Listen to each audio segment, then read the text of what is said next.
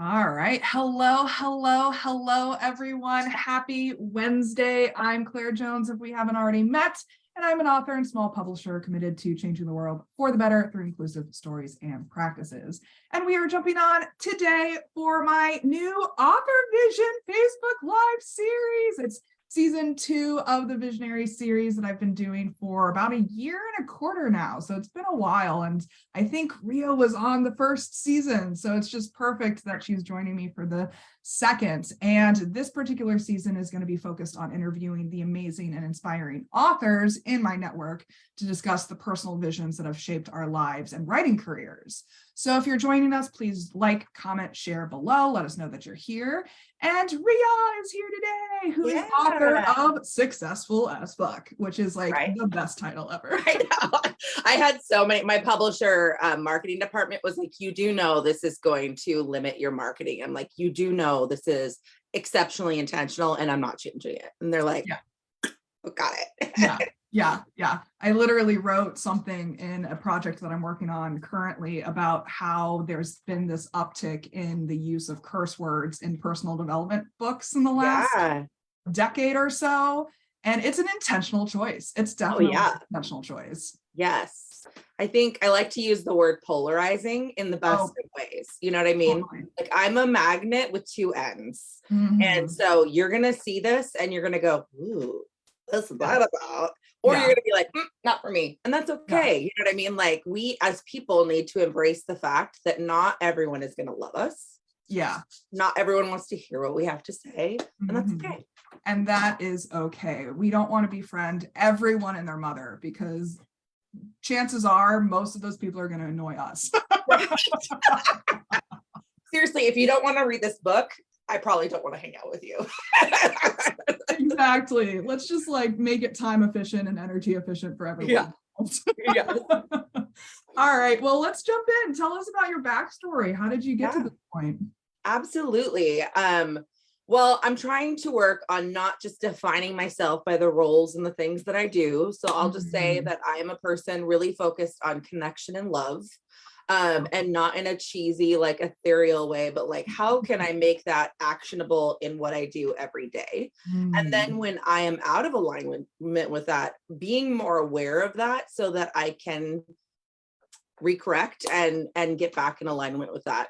But for the roles that I actually do play in this life, I am an entrepreneur. I own Link Consulting Solutions. I also own a consulting business where we focus on success on your terms. So I work with people one-on-one. And I'm a mom. I have 3 beautiful children. I have a daughter who is 24, a daughter who is 22, and a child who is 13. I'm an LGBTQIA advocate to the best of my ability that I can be. I'm like the only non-queer person in my side of the family, and that is okay. I had to come out as straight. And yeah, I mean, I'm just a person who's growing. I grew up in a very Caucasian bathed environment, and I've had to continuously unravel that. And I'm not embarrassed of who I am, but I do recognize that informs a lot of my point of view in my life. And it's just, it's an experience of just growing and trying to be a new person every day. I love that. And like, what has that journey looked like over the years? Like, I think as a young person, there was a lot of fear. And a fear in the way that I didn't understand the deficit of even about, because I grew up very fundamentalist Christian. My parents, there was never hate spoken in my home. There was never, like, I feel blessed in that way that they never, I never felt like I was discriminatory towards other people. Of course, we know that just happens because you're in that environment. But I knew that going out into the real world, where I'm not in a 1 mile square little town, I was going to say something and inherently it was going to be wrong to people who were queer, to people who were people of color. And so I was afraid, but I knew that wasn't who I wanted to be. I actually, at 15, I started learning Spanish and becoming extremely interested in the Mexican culture, Yeah. and like dove head first into that. And then when I was 18, I met my husband. A year later, we got married because I'm Wow. crazy. Wow. And then it was like baptism by fire. Literally, Yeah. my husband is from Mexico. Like he only came here when he was 16. So to this day, of the enormous family that he has, I am the only white person. So, and in my house, I am the only white person. So yeah, there's a lot of fear, and then you have to go through the embarrassment of like uncovering the layers of the fear, and like stumbling into this new way of thinking, a new way of life. And I think it mirrors learning a language in a lot of ways, because Yeah. during that time I was also like on this track of learning Spanish and becoming fluent in Spanish. And I tell people, when you learn something, you're committed to learning something that big, you have to get real comfy with being humiliated, because Yes. not by other people, although that happens too sometimes, but inside, because we have these expectations, which is really what this is about too. But like we have these expectations of, I'm going to put in some work and maybe I'll be a little uncomfy for a while, but then I'm going to be good. Yeah. And that is not how it is. To this day, Yeah. I have been speaking Spanish for God, nearly 30 years. Like since I started, I still mess up. You know what I mean? Like all the time. Yeah. And I mean, so, I'm a native English speaker and I still mess up. oh my God, right? We still have to take English all the way through our education. Right? So yeah, I mean, I think that's what it really boils down to in visions of like what I'm talking about, which is self-acceptance and defining success on our own terms, about overcoming these like obstacles, or really they're more than an obstacle. I think it's, you have to actively want to be different than what you were like kind of brought into. Yeah. And then be okay with people not wanting to come along that ride with you, you know? Yeah. Yeah. So totally. it was, yeah, in practicality, I had to ask some embarrassing questions. I'm very blessed to have, in all areas that were unfamiliar to me, I have amazing people who had no responsibility in helping me, but but knew my heart, and allowed me to be honest and ask them questions. And I really took it to heart, and I'll never forget like some of the chastising I got when I would ask really stupid questions.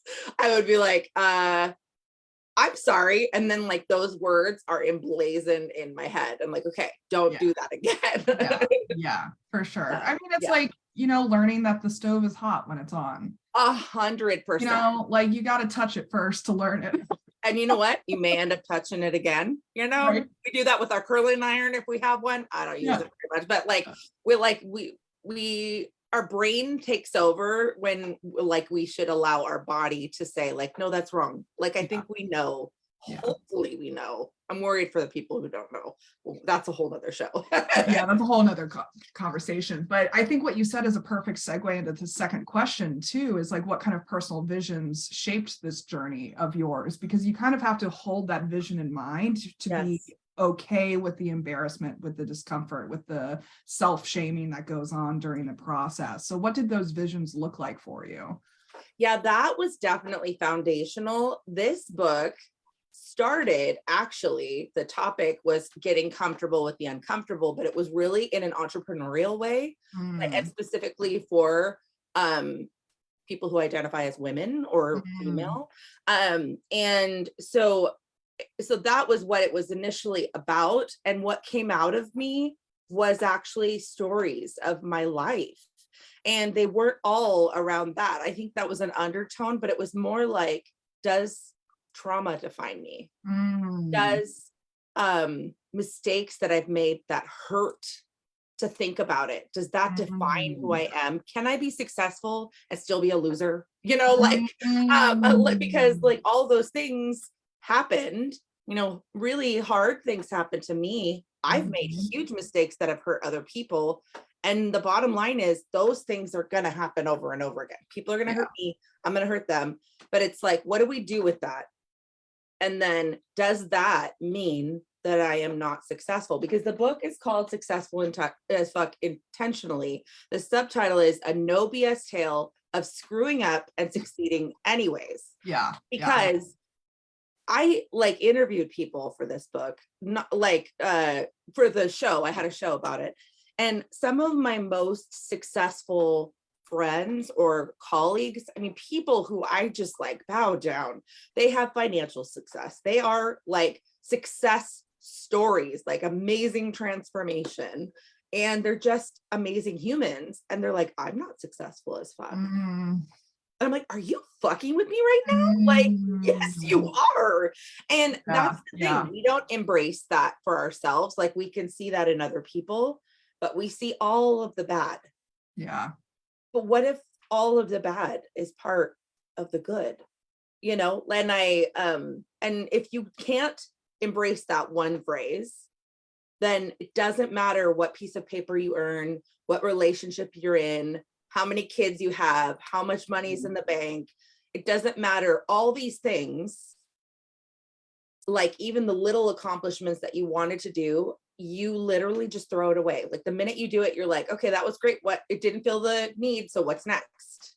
Yeah. And so this is about what today, you know, so Successful as Fuck today, I will claim it.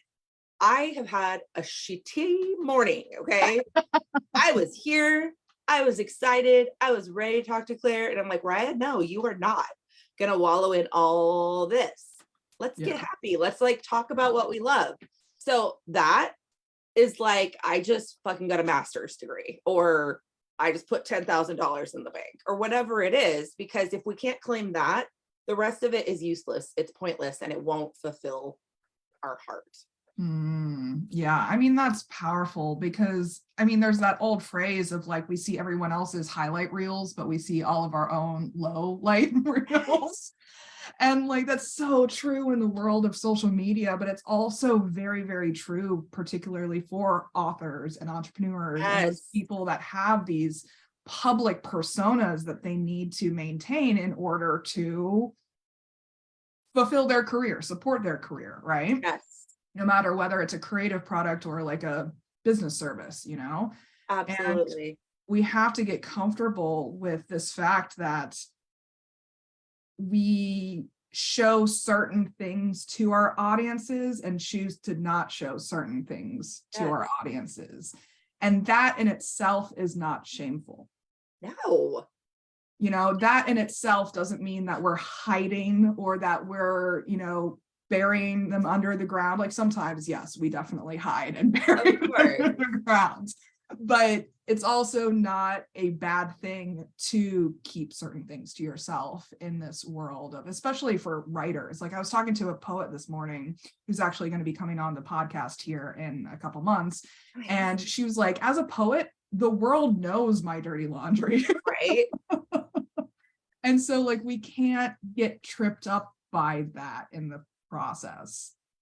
Yeah, I struggled with that. I mean, marketing, if you've never written a book, but you're going to, marketing is like, you think the writing process and the publishing process, I mean, it is gut-wrenching. Like it really leveled and destroyed an entire year for me. Like really, truly. And a lot of it was because for me personally, I was digging through trauma and writing it like out and then writing it for somebody else. You know what I mean? Yeah, and so like that was part of it. But the hardest part right now is just talking about it over and over again, because the topic I can talk about, but going, you want to buy my book? You know what I mean? Like that is like, you know, doesn't feel so good. And then when you're presenting, like I love TikTok, and like my deepest heart, I need to unlock it for myself. Like what's making me resist it? Because I get a lot of joy from these conversations, like being in the energy of somebody who loves what I love is like, you know, but sitting in front of a camera by myself, I want to hide behind the pen. You know what I mean? Like I'll tell you the deepest, darkest secrets of my soul, but I don't want to look at you in the eyes when I do it. You know what I mean? Like, can I have the light off, please? Yeah. You know? And so what's really interesting is that, you know, tension behind what we can say in writing and what we can say in front of a camera. But what I'm drawn to is people who are just real, you know, like, And that's really my intention. And I just think that like saying we think it's going to be icky and salesy, it's really not. You know what I mean? Like, don't be icky and salesy then. Yeah. Be real. Just say like, guess what? I don't want to talk about my book today, but I actually think it's fucking rad and you should look at it. Let's read a chapter from it, like whatever. But, just you have to get over the ick for yourself because if you feel icky, they feel icky and they're just swipe on past, like that's really where it's at. So the marketing is never ending. And I've seen a couple people on TikTok that have had changes in their economic status. And they're like, I wrote a book in 2014 and I never did anything with it. I need money. And this is a really amazing book. So we're going to start talking about it. And I'm like, oh my God, I had this forever. Like I put this out and I can talk about this forever. And you can let that be something that is a burden, or you can let that be something that is liberating. Yeah. It's funny because I do so much video for my marketing content, and I run into people often who are just amazed at how comfortable I am with the format. And I'm like, I was not always this way. Like, you know that, right? Like, you're seeing me like 3-4 years past when I first started making video content. Yeah. And like in the beginning too, like I hated it. Right. I wanted to hide too, but I also knew that I just had to get comfortable with it over time until it became second nature. And that's why I do create such engaging video content nowadays, is because I just learned to become comfortable with it. Right. And I think that's true in the writing process. I think that's true in the marketing process. I think that's true in the business process. Like every step along the way, you just have to get through the ick. Yes. Yeah. Well, and when you were saying that, I was thinking too, like, I'm so comfortable. I never prep for these shows. Yeah. I'm like, I half the time I'm like, I don't even know what your show is about. I mean, I try to be more like that, but if I'm in a rush or whatever, but I just feel like, I wonder what this person's going to bring into my life right now. Like, I wonder how we're going to connect. So I don't feel a pressure to be like prepared. Totally. But I wasn't always that way. I was actually like a really shy kid. Yeah. And I didn't know how to like put myself out there because I was so afraid of rejection. And so like to think about the changes in my own comfortability in these types of settings, I just kept doing it. Like you know what I mean? If you have an inkling, I'm not saying put yourself in a situation that's completely against who you are. There are people who that would be horrifying, cause anxiety. Then you find maybe like literally I started with a podcast with no video. And I knew I wanted to talk to people. And sometimes I was in my pajamas in my bed and it was great. And from there, I built more comfortability. And actually I had a friend who's in F-Bomb where we met, Michelle Tressimer, and she is a marketing specialist. And she said, wait a second, are you recording these on Zoom? And I was like, yeah. She's like, turn that freaking camera on. I swear to God, you're missing YouTube, IG Reels. Like, she's like, no. Yeah. And, purposeful. And so then I was like, okay, we'll do a show, like whatever. But yeah, I think that's just really what you nailed it. Like you just have to, in all ways, just continue at the level that is true to who you are. Continue to push yourself just a little bit. Yes. Just a little bit in connection to. I mean, I think that's really the heart. And that's a big part of the book too, is like, we can't do this by ourselves. We'd like to think that we could, because people fail us over and over and over again. Over and over. Yeah. And we feel, and many people feel alone and isolated. And they feel like, I mean, I hear all the time, like, how do we make friends as adults? Goodness gracious, the $1 million question, right? Right. But like, what if we just didn't make it? What is friendship to you? Like, what if friendship was somebody that you only speak to via TikToks on Telegram? Yeah. I got a couple of those. Okay. Yeah. And some of my closest friends, because they see me, they get me, you know what I mean? Like, it doesn't have to be like drinks and cocktails every week, you know, or debauchery or like deep heart to hearts. Like, it can be whatever you want it to be. And I actually had we do it like back and forth on TikTok, but I had a DTR with one of my friends. And I was like, we kept trying to like maybe get together, like, because we've been friends for many years and we used to be sort of in a group. And she was like, you know where I'm at? Like maybe a text every 6 weeks or Yeah. not. But can Yeah. we just like send each other TikToks and react to them? And I was like, Yeah. oh my God. I Yeah. love you so much. Like it's Yeah. inappropriate how much I love you Yeah. right now. Yeah. So that's our relationship. It's so good. So we don't Mhm. have to put this big pressure on connection. Yeah. What can like reinvent what connection could be? Because for Totally. every person that feels that way, there are more people that feel that way, who are Yeah. feeling isolated and feel like, again, they're defining these really important things to us by what the world says a friendship looks like. It's not a Yeah. stock photo. It's Yeah. what it is for you. Women laughing over their salads. Yeah. I mean, what came up for me while you were talking is like, training wheels aren't a bad thing. No. Like you shouldn't feel ashamed of yourself because you need to start out with training wheels in these activities, like whether it's connecting with friends or making video content or writing a book or starting a business, like whatever it is, like it's okay to start with training wheels. That's kind of what they're for. Yeah. And you know what's okay is if it becomes a grown-ass adult tricycle. Okay. Yeah. So like put the little streamers on that, put the Yeah. thing or the card in the wheel so it goes clack, clack, clack. Yeah. Like Yeah. whatever you got to do. Yeah. It's okay to make it look whatever it looks like for you. And I just like for people who are thinking about writing a book, there's so many people who say they're going to do it. And I will tell you and not lie to you, it is a process that will fuck you up. You have to like, it's expensive, it's hard. You have to like put the dedication in. However, it doesn't have to look the way everyone tells you it looks. Yes. You don't have to write a book in 2 months. You don't have to write a book in a year. But what you do have to do is you have to tell people you're writing a book out loud. Yes. You have to be accountable to someone. Yes. And you have to put some time around it. Because if you always are writing a book and you never actually finish the book, or you start another book and then you start another book, like it's just not gonna ever come to be. And so if it's truly a desire in your heart, which you do have to look and see, is that something that I would like to do? Or is it something that I actually really need to do? Then figure out what that process might look like for you. Maybe you want to rip the Band-Aid, go deep, get it done. Yeah.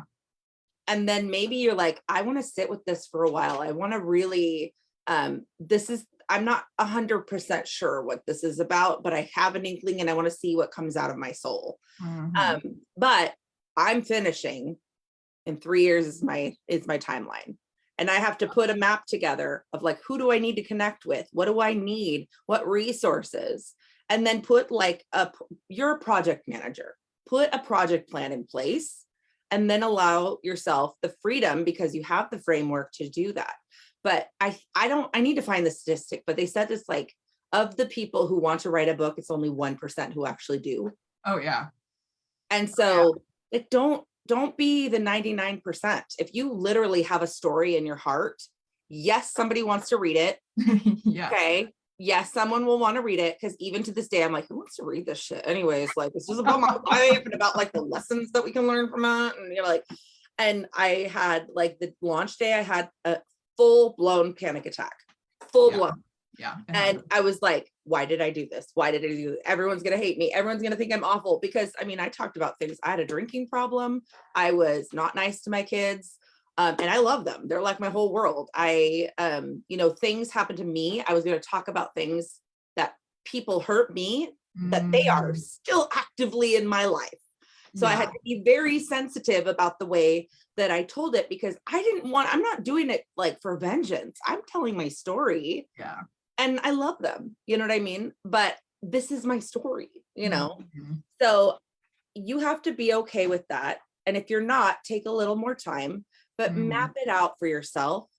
Screw what anyone else says. You do not need to do it. But you know what? For me, I was like, I do need to be in a program. Like, I need that. I need to work. I did hybrid publishing. So I did a program through It's called the Creators Institute. So you go through like basically 9 months of a writing program in a cohort. And then if you're accepted, then you move on into the publishing phase with, I went through New Degree Press. So like that, I needed that structure because I'm a learner and a student and it felt like school. Some people need the freedom to self-publish. Yeah. Some people need to go traditional publishing. Like so research, what do those look like? What feels good for you? And then make it real in your head. Because otherwise these dreams that we have, if we don't have something actionable, and I'm not talking like fuck vision boards. Okay. I'm sorry. Fuck that shit. Unless you put a sticky with the steps on how to get that for you. And it doesn't have to be like, it doesn't have to be so specific, because then you're putting parameters on the universe on how they're going to give you that thing. But it has to be real. If it's like saying, I am 115 pounds. I am 115 pounds. I am 115 pounds. Wow, that's great. Okay. That could be on my vision board. I could have a little like Victoria's Secret model or whatever. But if that's not really true to the person that I am, is it going to come true? And how am I going to feel about that? If my body could actually do that, which PS cannot, but if it could, then what if I said like, I eat leafy green vegetables 3 times a day. I drink an obscene amount of water. I like those things. And then you put it with the picture of what you want. You know what I mean? Like that is saying, I am open. I am open to this possibility. And these are the things that I'm going to do to open doors so that that can be reality. And do the same thing with writing, do the same thing with envisioning and defining what achievement, success, fulfillment, joy, what that can look like in your life, because sometimes you can't see the picture that you would stick up on the vision board. Maybe it's the word. What are the things that you are open and available to that could possibly open the door to that thing? You know, I mean, there's a huge difference between saying I'm going to write a book to I'm going to write 2,000 words a week. Absolutely. Like there is a huge difference between those two, because our brains also treat the bigger one as a threat. It's too overwhelming for our brains to comprehend. Like, what does a book even mean? Like, and then we get into all of these philosophical arguments with ourselves of like, okay, so do I want a novel? Do I want a memoir? Do I want a nonfiction how-to? Do I want, you know, an ebook white paper download? Like whatever it is, you kind of have to specify that. In order to get to that point. And I love that you switched to the 4th question without me even asking of like, what practical tips and tools do you have? Well, and I'll go controversial with this, because what would be Riah Gonzalez without being controversial? Practical tips and tools. Let's just put it out there. AI is here. Okay. Yes. So get over it. And also fucking use it. It's great. You know what I mean? Like one of the things that was so pivotal in me writing my book, and it did not write my book. Jasper was one of the things. So Jasper used to be called Jarvis or something like that, but it was an AI writer. And I would write in it. So then if I was like stuck, and I would be like, just like have it create something, I'm like, no. Then I would say like, create something else. No. And then it would create something. I'm like, that's not right. But you know what? Now I have the next idea. So then I would change it and keep going. So it was when I was stuck and I needed something to get started, I would tell it what the intention of what I wanted to get started, but I didn't know. And I would even say, like with ChatGPT, you can say, I'm writing a book about blah, blah, blah. In this chapter, I'm going to talk about blah, blah, blah. I'm stuck. I want something to get me started. This is the tone. You know, this is who I'm talking to. Help me find 3 sentences, or give me 10 options of 2 sentences that could start this chapter off. And then it gives you a whole bunch of stuff. Maybe you use one of the sentences. Maybe you're like, I love that sentence, but I want to make it my own. And then away you go. I'm not an advocate for generating AI content and then passing it off as your work. That is not what I'm saying. Because as authors, in our soul, we are putting something very special. But if you're stuck, that happens to everybody. You know what I mean? And maybe it takes you on a direction that you didn't even like think about. Yeah. Like I just go to the thesaurus. Like, Totally. Yeah. I just look at all these words and I'm like, oh, I forgot that word existed. What does that word mean to me? Right. Like, All of those resources, Yeah. everything should be like, don't limit yourself just because it feels like cheating. It's not cheating, it's inspiration. Yeah. Don't make it cheating. Again, if you make it ick, it's going to be ick. You know what I mean? Like, use it to inspire your work, not, and to keep it moving. Because sometimes you just do get stuck. Yeah. You know, and things like, I mean, I didn't write fiction, but like Scrivener and like anything that you can use that's a template or an organization, those types of things are invaluable to keep you moving. Again, you're making a project plan. And maybe in the planning process, you look at all these tools and you're like, oh, I wonder what would feel good. You know, do a free trial of all these different things. I'm a techie weird person for productivity and all that, but just doing that in a way that feels good, it will get you excited about the process.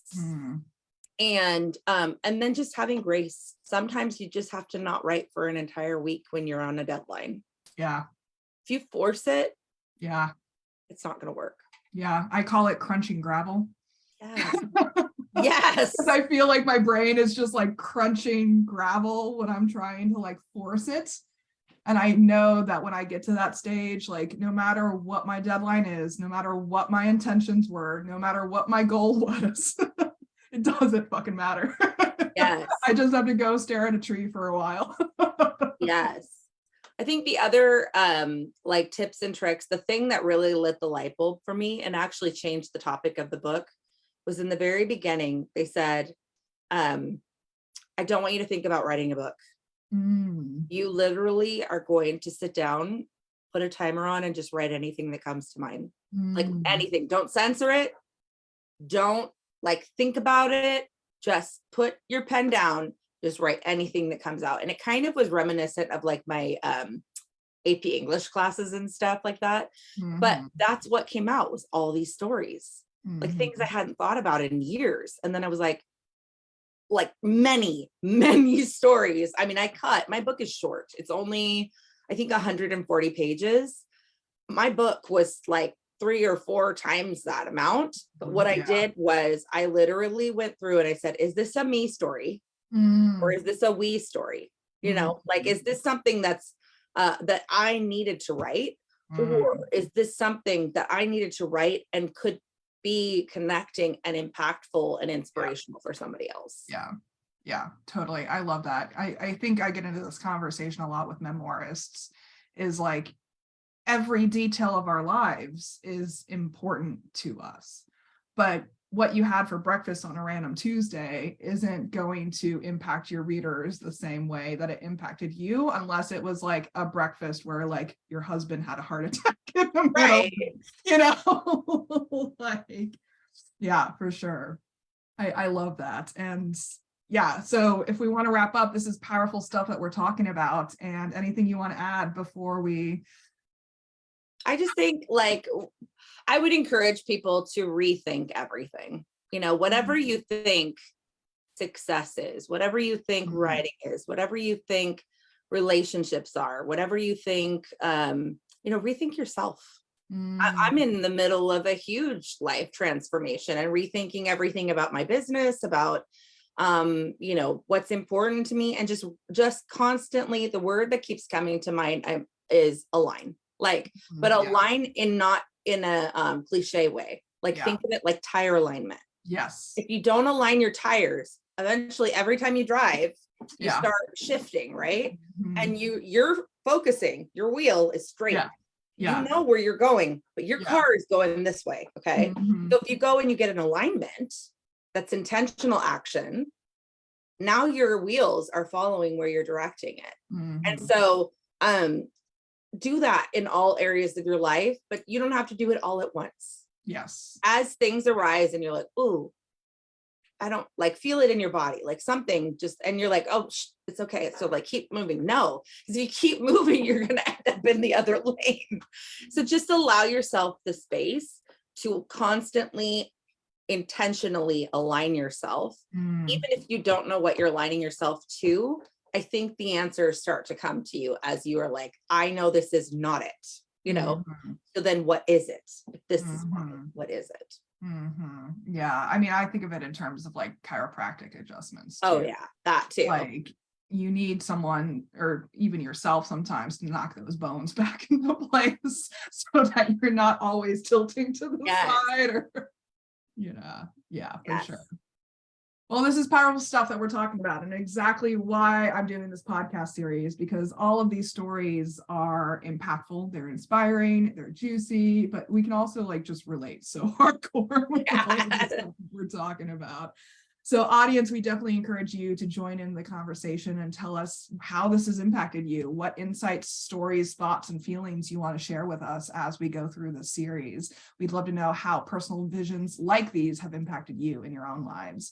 So special thanks to Riah again for joining me. It's been a pleasure. Thank you. Yeah, so please comment, like, subscribe, check out Linktree/Claire Joins for all of my links. And then where can people find out more about you? I am pretty much everywhere, but the best place to go is riahgonzalez.com, or you can find me. Most of my handles are Riah Gonzalez _author. And I'm trying out the whole TikTok thing. So find me over there and let's have some conversations. Yeah, and I'll make sure that those links are in the descriptions for easy access. But until next time, please remember that your visionary journey is extraordinary. It is wonderful, and you owe it to yourself to share it with the world around you. Take care, everyone. Bye, guys.